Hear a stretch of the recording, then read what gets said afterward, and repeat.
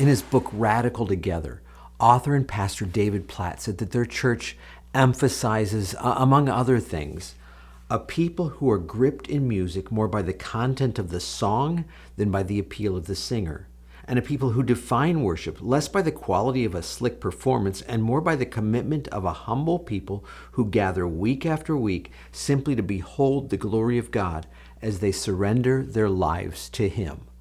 Wow, what a statement. So let's unpack that a little bit. A people who are gripped in music more by the content of the song than by the appeal of the singer. You know, no matter how amazing the performance is, if we're not directing people to encounter God, to an honest, heartfelt relationship with Him, then it's not really worship. Oh, it might be a great performance, but that's it. You know, in one of the worship leader groups that I'm a part of on Facebook, someone had posted during the COVID-19 isolation about doing video services, and the question they had was about how many songs or how long the worship set in that video setting. And specifically, they said, our feelings with no evidence at all, and that's their words, not mine, okay? Our feelings with no evidence at all is that folks will stick with you for one song, but a 20-minute concert? No. Not from their living room. Well, if that's what they see it as, if that's what they think of it as, a concert, then of course they're not going to really participate. But if they've been taught consistently that worship is about intentionally turning their heart toward God, then why wouldn't they engage? I commented that so many of the comments on that post were really a sad commentary on the non-worshiping culture of the church today, and it's true. So go back to Platt's statement. In essence, he's saying, I want them to be gripped by what we're singing, not the performance. Now, if we can do both, great, tremendous performance and top quality content, I'll take that. But I'm always going to prioritize content over performance. And then Platt goes on to talk about the commitment of a humble people who gather week after week simply to behold the glory of God as they surrender their lives to Him. Okay, here's the deal.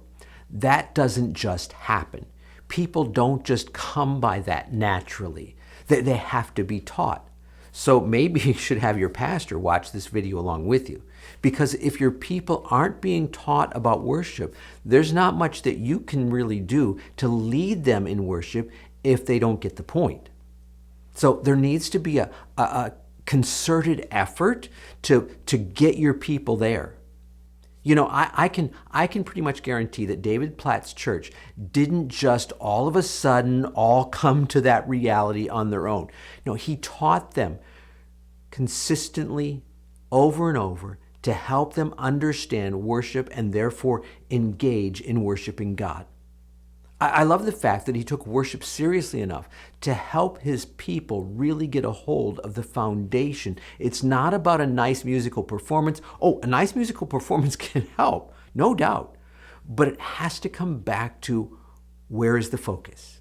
If the people aren't focusing on God, we're not really leading in worship. We may be doing a nice performance. So I want to encourage you this week to really be sure in all that you do that your focus is right. Don't give up on good performance. It can be really helpful, okay? But make sure that people's engagement with God is the first priority for your worship. Brought to you by myworshipleadingcoach.com. Helping you to be more fully equipped as a worship leader.